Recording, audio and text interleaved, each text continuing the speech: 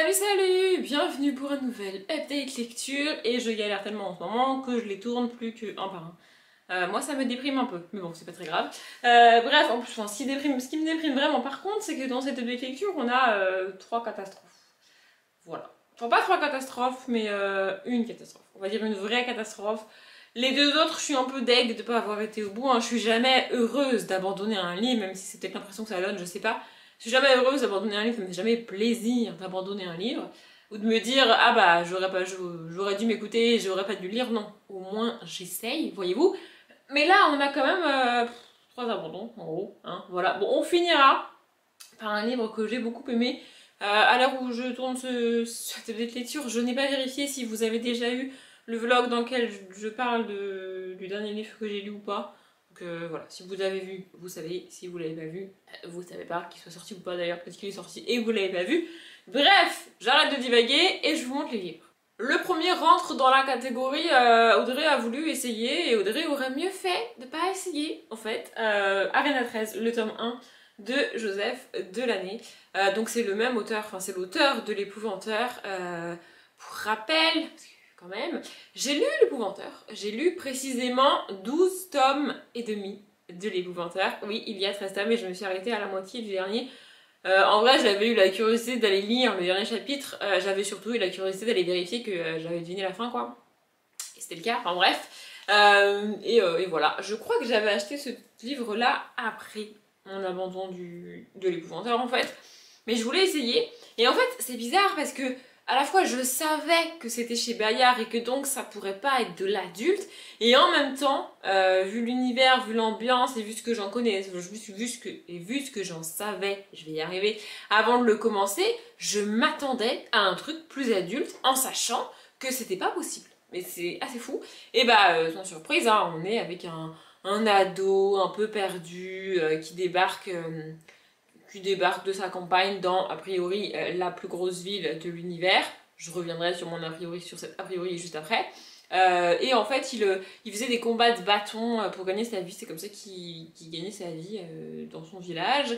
Et là, il veut arrêter les combats de bâtons et intégrer l'arène 13, qui est donc une arène dans laquelle les gens se battent. Pas toujours à mort, et en même temps, ils ont des lémures. Non, les lémures, c'est pas dans cette saga-là. Je sais plus comment ça s'appelle. Mais en gros, ils ont des espèces de personnes devant eux qui combattent au début du combat. Et puis ensuite, passé un certain délai, ils ont plus le droit de combattre ces gens-là. Et donc, ils se barrent. Et le combattant, le vrai combattant, il se retrouve à combattre tout seul. Et voilà. Et en fait, j'ai trouvé ça très flou. Alors, ça reste bien écrit parce que c'est du Joseph Delaney. J'ai jamais dit que Joseph Delaney écrivait mal, malgré tout ce que j'ai pu dire sur l'Épouvanteur. C'est bien écrit, j'allais dire c'est bien construit, oui et non en fait, enfin c'est bien construit, c'est-à-dire que tu sens que l'auteur il connaît son univers, il maîtrise son univers, il a tout créé dans sa tête, tout est clair, tout est ok. Le seul problème, c'est qu'il te donne pas les infos en fait, vraiment, il te donne pas les infos, genre tu te démerdes. Tu te démerdes, et il y a même des fois où il donne des infos et t'as l'impression qu'il te les donne en mode bah ouais mais t'avais pas deviné encore, t'es con ou quoi? Enfin moi c'est l'impression que j'ai avec Joseph Delaney et ça me fatigue.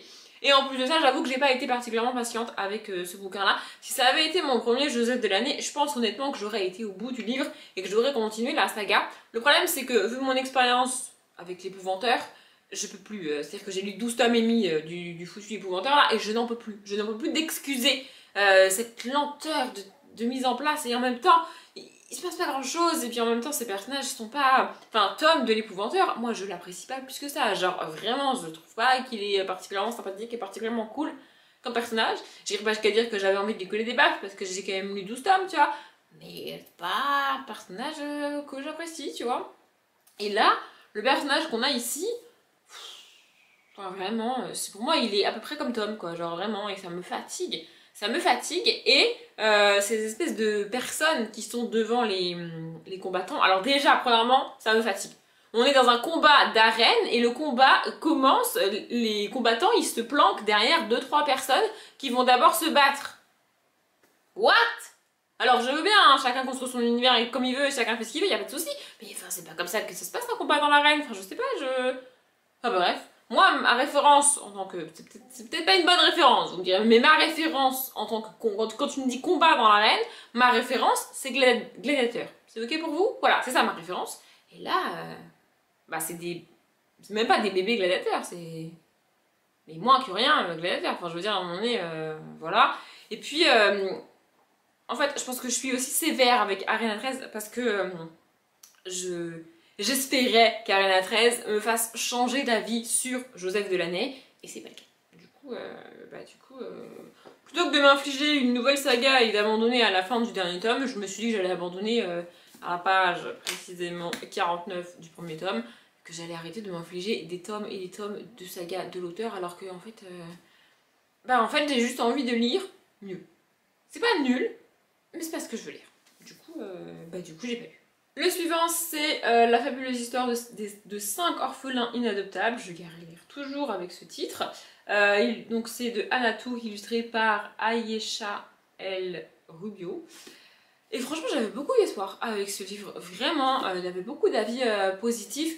La seule critique qu'on faisait au livre, de ce que j'ai pu voir et de ce que j'ai pu lire, c'est que, en tant qu'adulte, on devine la fin, tu vois. Mais ça, en jeunesse, ça ne me dérange pas. Enfin, je veux dire, je vais avoir 29 ans cette année. Au-delà de ça, je lis quand même beaucoup. Je lis en plus beaucoup de jeunesse, beaucoup de fantasy, beaucoup de fantastique, comme c'est le cas ici.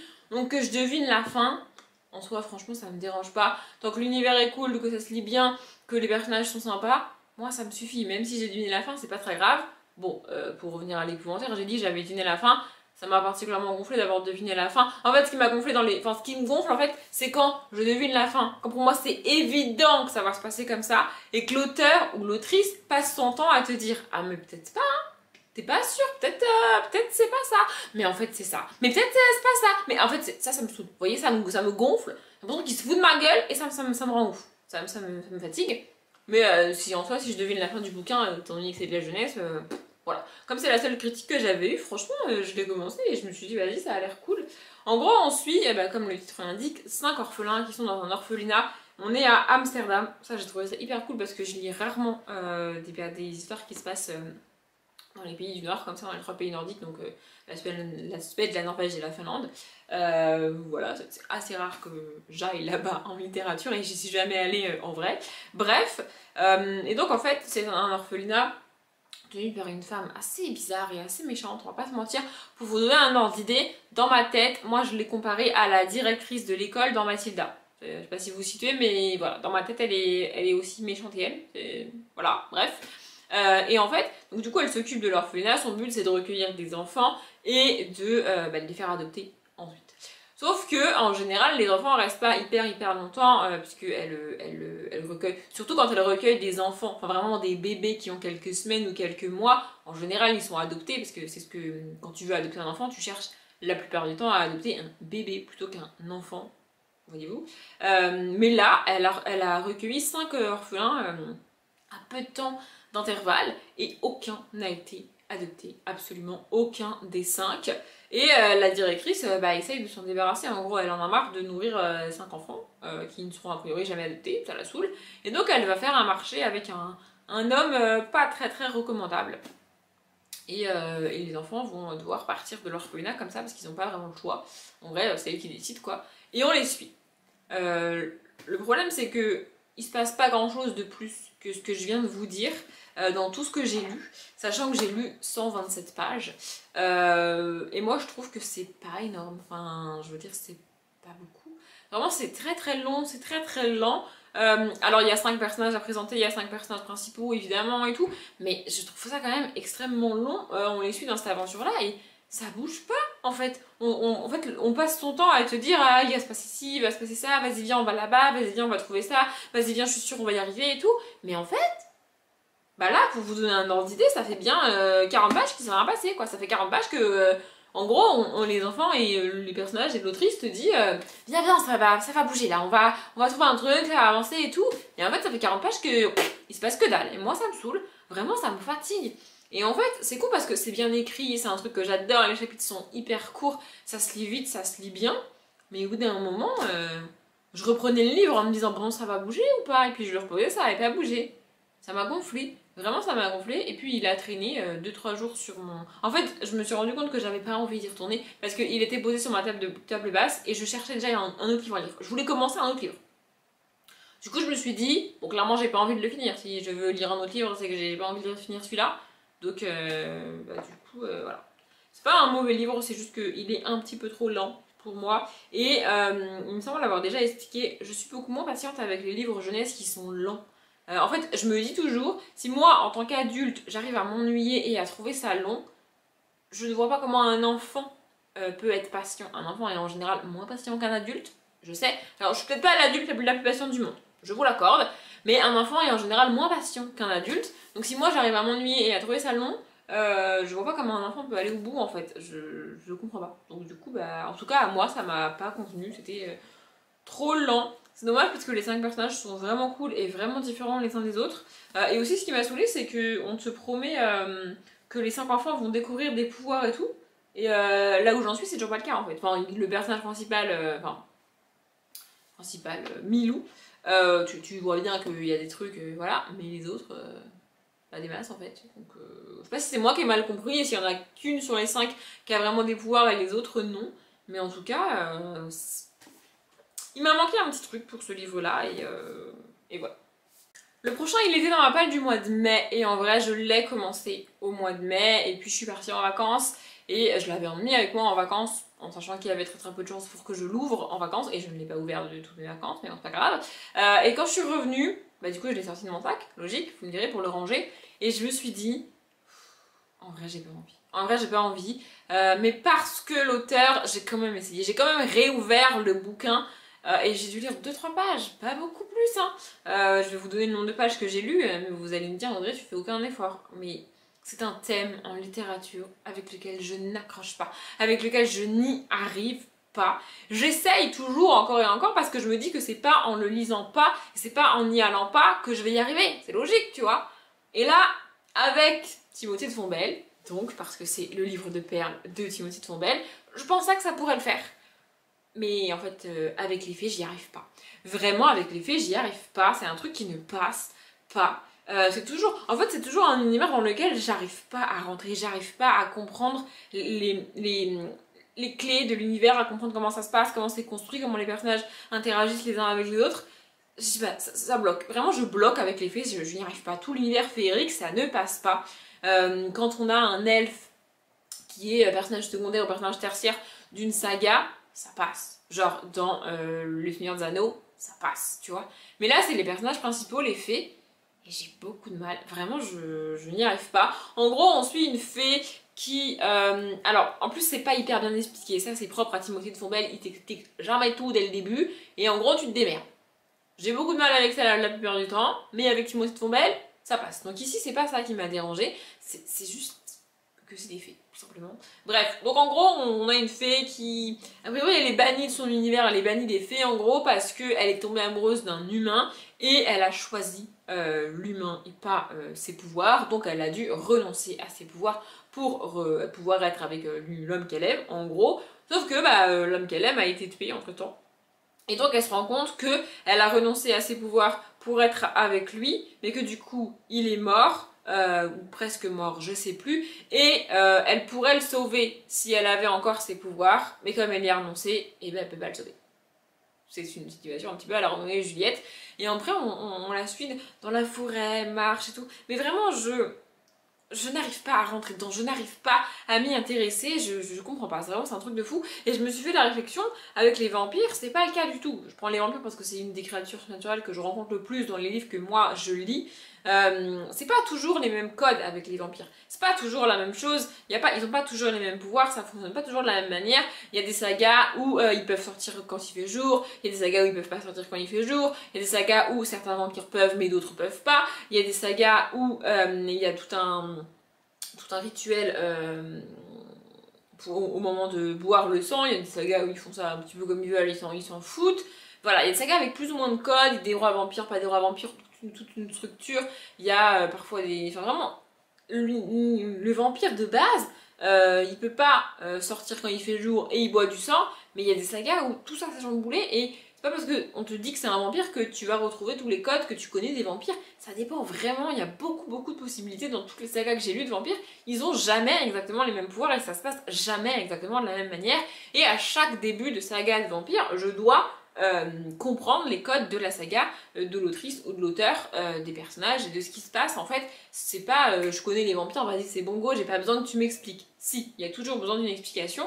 Et avec les faits c'est pareil, sauf qu'avec les faits, je connais pas genre les deux trucs de base là, comme pour les vampires, ils boivent du sang, ils peuvent pas sortir quand il fait jour, a priori. Je sais pas c'est quoi pour les faits. Je sais pas c'est quoi, je ne comprends rien, vraiment je n'y arrive pas. Le domaine du féerique, moi je n'y arrive pas. Pour moi ça se rapproche un peu de l'ésotérique, je sais pas pourquoi dans ma tête c'est comme ça. Et bah du coup j'y arrive pas. Genre vraiment je suis complètement hermétique. Au monde féerique, je n'y arrive pas. Du coup si vous avez un livre sur les fées qui est vraiment... Même un truc pour les enfants. Pour le coup, un truc où tout est bien expliqué, tout est bien détaillé. Pour les cons. En gros, pour les cons. Enfin, pour les cons. Non, mais pour les gens qui n'y connaissent rien, comme moi. Je sais pas c'est quoi le mot là. Pour les personnes qui n'y connaissent rien, il y a un mot pour ça. Mais bref. Ça va me saouler, mais c'est pas grave. Je prends. Vraiment, je prends. Si vous avez un tel livre, je prends. Parce que moi, je suis totalement pas initiée et j'aimerais bien réussir à lire des sagas comme ça. Et en vrai de vrai, ce qui a fait mon bagage pour les vampires, c'est pas les livres, c'est plutôt les séries et les... Non, les séries, pas les films. Les séries, comme Buffy, ou comme Vampire Diaries par exemple. C'est avec ça que j'ai créé le vampire type avec les caractéristiques qu'il a à peu près tout le temps. Et avec cette base-là, je peux lire n'importe quel livre, n'importe quel univers, n'importe quelle description de vampire avec n'importe quel pouvoir. Et mon cerveau, en gros, il coche les cases, tu vois, genre... boire du sang, ça en général ils l'ont toujours. Sortir le jour, bon ça c'est possible. Voler, ça c'est possible. Des trucs très cons, tu vois. Et comme ça j'arrive à m'adapter à n'importe quelle saga, à n'importe quel vampire. Mais avec les faits, j'arrive pas. Vraiment, je ne comprends pas, je n'y arrive pas. Je n'ai pas d'explication, je ne sais pas. Je ne sais pas, donc je suis désolée pour Monsieur Timothée de Fombelle. Je pensais vraiment que ça marcherait parce que j'adore Timothée de Fombelle et qu'en plus le livre de Perles c'est un de ses livres les plus connus et les plus recommandés. Franchement, je pense que si tu demandes à la plupart des gens leur préféré de Timothée de Fombelle, ils te sortent celui-là, bah moi je te sortirais Capitaine Rosalie. Voilà. Et comme je l'ai dit, on va finir avec un livre que j'ai terminé, mais il est temps que ça bouge dans la saga là, parce que là je suis au tome 3 et ça devient un petit peu long quand même. Donc c'est le Collège Maléfique, le tome 3, la cible de Cassandra O'Donnell. J'aime beaucoup Cassandra O'Donnell, j'adore cette saga, genre vraiment. Mais là, en fait c'est ouf parce que j'ai l'impression que c'est un tome de transition. Oui, c'est un tome 3, mais c'est un tome de transition. L'autrice prépare clairement la suite. Et en vrai, il se passe pas énormément de choses dans ce tome-là. On n'apprend pas beaucoup de choses sur Emma. On apprend un petit peu quand même, on comprend certaines choses. Et elle aussi d'ailleurs. Mais pas tant que ça. En vrai, en gros, pour moi, le tome 2 et le tome 3, ils auraient pu être fusionnés et on aurait pu apprendre tout ce qu'on a appris dans les deux en un seul tome.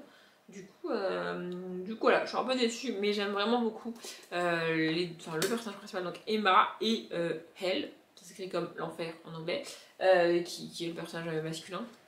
Voilà, dans cette saga, on suit Emma. En gros, il y a un espèce de ministère des enfants spéciaux, je crois que ça s'appelle comme ça, qui est chargé de trouver les enfants qui ont des pouvoirs. On est dans du fantastique, donc il y a des humains qui n'ont aucune conscience des pouvoirs des gens, et il y a des personnes qui ont des pouvoirs qui sont fantastiques. Et donc c'est des pouvoirs divers et variés. Hein. Il y a des trucs assez classiques comme les trois grands, c'est les vampires, les loups-garous et les sorciers qui sont présents ici, mais il y a plein de possibilités. Il y a aussi il y a des ogres, il y a un groom, je sais pas si vous avez... Voilà, je pense que c'est une créature créée par l'autrice qui n'a jamais existé. Et là aussi, il y a une créature que j'avais jamais vue avant. Voilà, donc il y a des basiques du fantastique, on va dire, et puis il y a des créatures qu'elle a créées elle-même, Cassandra O'Donnell donc. Et on la suit, donc Emma au début, elle a 12-13 ans je crois. C'est assez rare que les enfants restent à l'abri dans le monde des humains sans que le ministère des enfants spéciaux se rende compte qu'ils ont des pouvoirs aussi longtemps, donc jusqu'à 12 ans quand même. Mais là, du coup, ils s'en sont rendus compte et donc ils viennent la chercher, ils l'envoient dans un collège maléfique. Et à partir de là, elle va aller à l'école là-bas et elle va vivre là-bas tout le temps, toute l'année. Elle ne reverra plus sa famille en fait. Voilà. Et elle va elle-même en apprendre sur son pouvoir, elle-même en apprendre sur ses capacités et tout. Et au fil des tomes, on va se rendre compte que, ok, elle a des pouvoirs et ok, c'est cool, mais il y a aussi des gens qui lui en veuillent, à elle précisément, particulièrement, parce qu'elle a des pouvoirs précis et particuliers, justement. Et donc voilà, donc dans le tome 1, en gros, on la suit dans la découverte du collège, de ses pouvoirs, de sa nature et tout. Et dans les tomes 2 et 3, l'autrice met en place le fait qu'on l'attaque, qu'on lui en veut et qu'on cherche à attenter à sa vie parce que elle est elle et parce qu'elle a les pouvoirs qu'elle a. Vraiment, je suis un peu triste parce que en fait, je suis déçue de ce tome 3, mais j'adore la saga. Voilà, je sais pas quand est-ce que le tome 4 sortira parce que c'est assez rare que je fasse ça, mais j'ai lu ce livre-là alors qu'il est sorti en 2022. Je pense que c'est le premier livre de l'année Enfin, c'est le premier livre depuis janvier 2022 que je lis alors qu'il est sorti depuis entre janvier et aujourd'hui. Voyez-vous, ça m'arrive jamais. Donc je sais pas quand est-ce que le tome 4 sortira. C'est peut-être pas plus mal que j'attende un peu, enfin que j'ai du temps entre ma lecture du tome 3 et celle du tome 4 parce que j'espère que si je les enchaîne, je vais être vraiment déçue et dégoûtée au bout d'un moment. Et c'est pas le but, donc voilà. C'est une bonne saga, mais c'est pour moi pas la meilleure de l'autrice. J'espère que j'ai dit tout ce que je voulais vous dire et que ce tablette lecture vous a plu. Il est terminé. Comme d'habitude, je vous souhaite une bonne journée, un bon après-midi, un bon appétit ou une bonne nuit. Et je vous dis à bientôt.